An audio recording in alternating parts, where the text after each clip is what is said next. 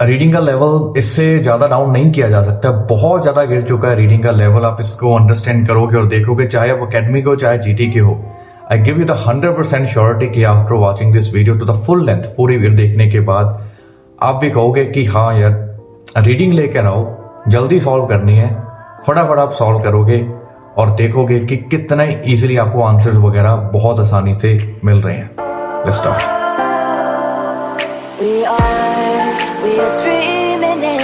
Reading का level बहुत ही ज़्यादा इजी, इसके बाद I can give it assurity. अगर आपके पास टाइम कम है तो वॉच माय वीडियोस, बट अगर आपके पास सफिशिएंट टाइम है देन नेक्स्ट सेशन 15 मई से शुरू हो रहा है। उसकी रजिस्ट्रेशन ऑलरेडी शुरू हो चुकी है और जो कि जल्दी ख़त्म हो जाएगी।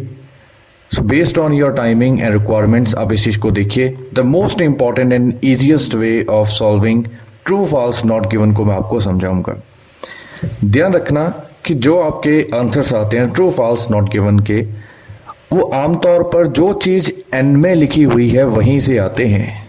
10 में से 9 क्वेश्चंस आपके इस तरीके से डिज़ाइन किए जाते हैं कि आप सारे के सारे आंसर्स एट द एंड ढूंढ सकते हो।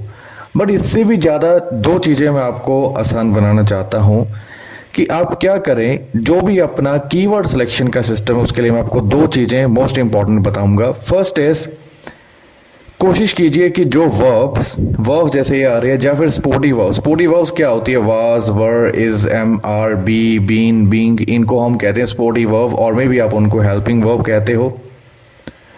तो जैसे ये सारी चीज़ें चली जाती हैं, आप क्या करें, जो आपके आंसर्स आ रहे हैं या तो आप बिल्कुल उसको एंड में देखें या फिर सिर्फ आप 2 चीज़ें कर लें कि स्पोर्टी वर्ब के आगे या फिर आपकी मेन वर्ब के आगे क्या लिखा हुआ है, सिर्फ उस चीज़ को देख लीजिए। For example in the first question sporty verb is am are आ रही है, इसके आगे क्या लिखा हुआ, uninhabited when immigrants arrived. So आपका जो आंसर निकल कर आ रहा है, जो क्वेश्चन निकल कर, मेरे साथ चलते जाइए एक बार के लिए, आपको फॉर श्योर बहुत ज़्यादा मदद मिल जाएगी। Similarly was the first person to write, हमारे पास सेकंड नंबर पर एक क्वेश्चन आ रहा है। थर्ड नंबर पर अगर हम देखें, were based on more on luck than skill. आप अगर आप बिल्कुल बिगनर हो तो आप इसको सारे को भी लगा सकते हो, बट ज़्यादा हमें बिगनर और डिफ़िकल्टी कोई ज़रूरत नहीं जब हमें 100% पता ही है। वर्ब आ रही है, वर्ब हैज़, हैड, उसके बाद जो आ रहा है पॉजिटिव रिजल्ट्स आ रहा है।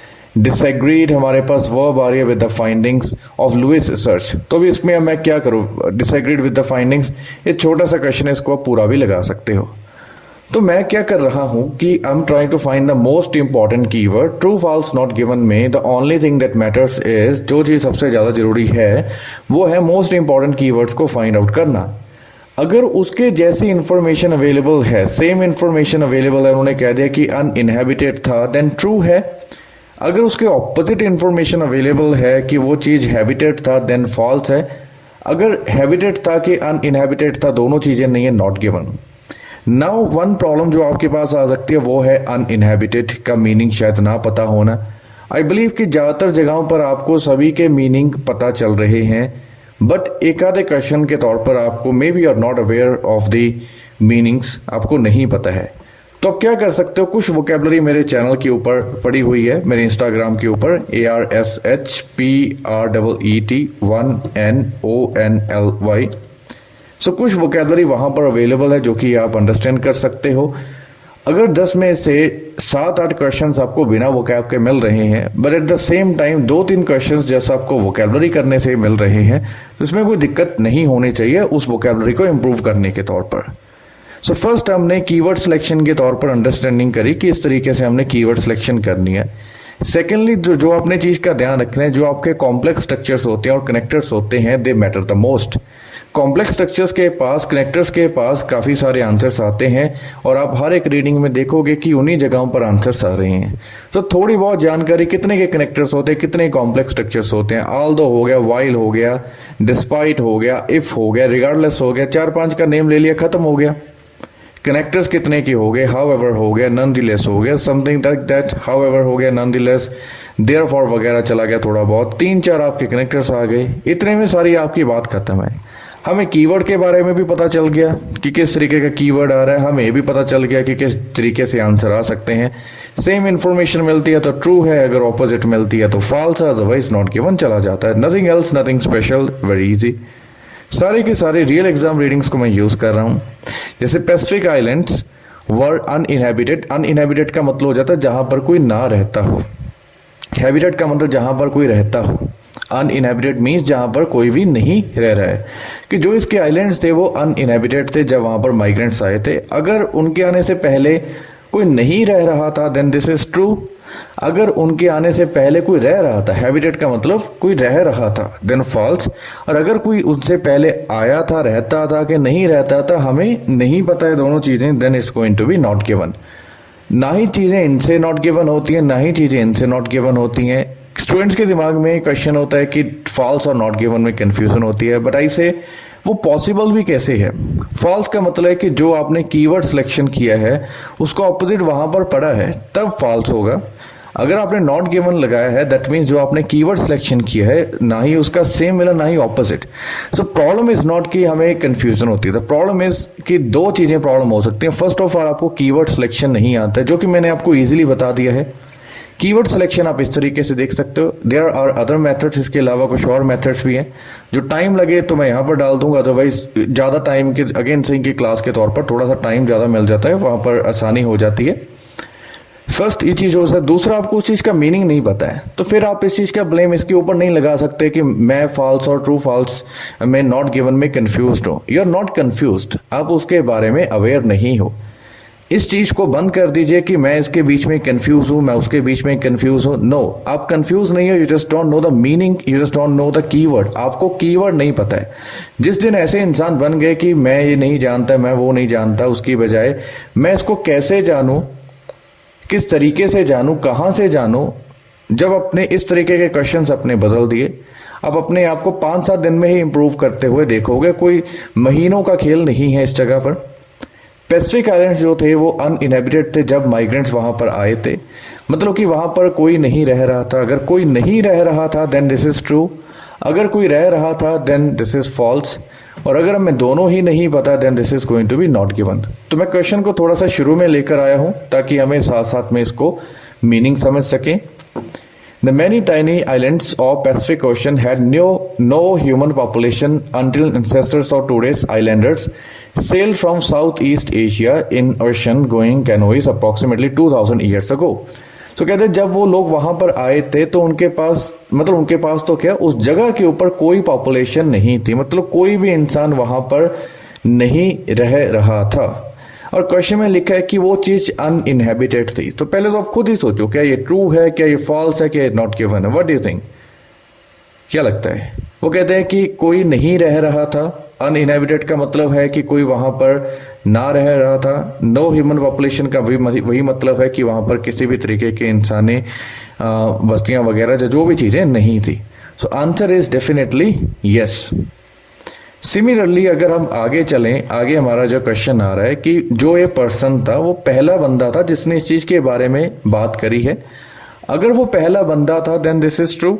अगर उससे पहले किसी ने बात करी है या फिर इसके बारे में लिखा है कि ये सेकंड, थर्ड था, फोर्थ था, हमें देखो फर्स्ट से मतलब है। अगर वो फर्स्ट था देन ट्रू है, अगर वो सेकंड था, थर्ड था या फिर पहला नहीं था देन फॉल्स है। अगर हमें उसकी पोजीशन ही नहीं पता कि पहला था, दूसरा था, तीसरा था, चौथा था, पांचवा था, then this is not given. पहला था ट्रू, पहले के अलावा अगर उन्होंने लिखा है कि दूसरा था या फिर उससे पहले भी कोई था देन फॉल्स।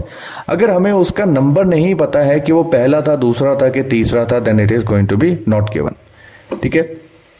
सो एंड्रयू शार्प, देखते हैं आगे कहां पर आता है। इस जगह पर किसी भी जगह पर एंड्रयू शार्प नहीं है। ऑल्दो कॉम्प्लेक्स स्ट्रक्चर्स इंपॉर्टेंट होते हैं, the romantic vision of some early 20th century writers of fleets of heroic navigators simultaneously setting sail had come to be considered. कहते हैं कि हालांकि कुछ अर्ली 20th century के थे। अर्ली 20th century का मतलब क्या होता है? हम 21वीं सदी में रह रहे हैं, 21st century, बट हम लिखते क्या है 2000। अगर मैं लिखूं इस जगह पर 2024, हम 21वीं सदी में रह रहे हैं।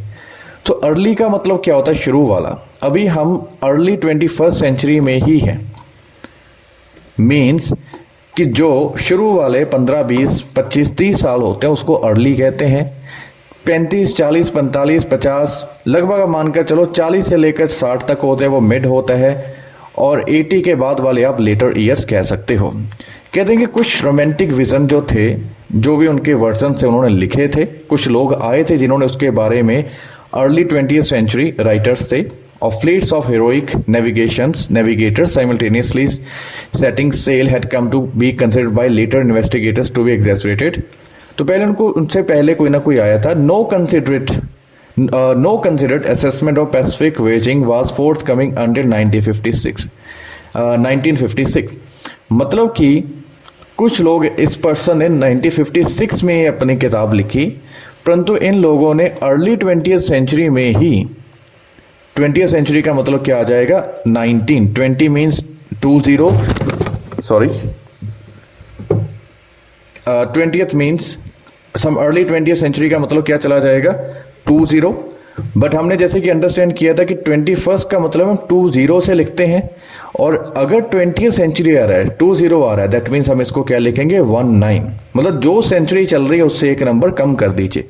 21st चल रही है दैट मीन्स 20, 20th चल रही है दैट मीन्स 19 के शुरू में ही काफ़ी राइटर्स आ चुके थे, और ये इस बंदे ने 1956 में अपनी किताब लिखी। तो आप बताइए क्या वो पहला था कि उससे पहले भी किसी ने लिखा था? तो वो पर्सन पहला नहीं था, उससे पहले भी कुछ ऐसे लोग थे जिन्होंने लिखा था। हालांकि कंसिडर नहीं किया गया था, परंतु कंसिडर की बात नहीं है, हम सिर्फ ये जानना चाहते हैं कि लिखने वाला कौन था। सो लिखने वाले उससे पहले काफ़ी लोग थे। हमें ये तो नहीं पता उसकी पोजीशन कौन सी है, परंतु हमें इतना जरूर पता है कि उसकी पोजीशन फर्स्ट नहीं है, बिकॉज हमारे पास एग्जैक्टली क्लैरिफिकेशन हो चुकी है इस जगह पर। ठीक है, इस तरीके से आप जितने भी देख रहे हो, जैसे यहाँ पर कॉम्प्लेक्स स्ट्रक्चर हाउएवर आ रहे हैं, और भी अंडरस्टैंडिंग के साथ हम चलते हैं तो हमें इस जगह से आंसर मिलते हैं। सारे के सारे चीज़ों को मैं दोबारा रिवाइज करते हुए यही कहूँगा कि अब वर्ब्स के बाद या सपोर्टिव वर्ब्स के आगे वाले कीवर्ड ही ज़्यादातर मैटर करते होते हैं। कुछ जगह पर होते हैं कि हमें थोड़ी सी और अंडरस्टैंडिंग चाहिए, उसके लिए ज़्यादा टाइम चाहिए डिटेल अंडरस्टैंडिंग के लिए। हमें उनके जैसी इन्फॉर्मेशन मिल गई, this is going to be true. अगर ऑपोजिट मिलती है देन फॉल्स, और अगर ना ही सेम मिले ना ही ऑपोजिट मिले देन हम इस चीज़ को नॉट गिवन की तरफ लेकर जाएंगे।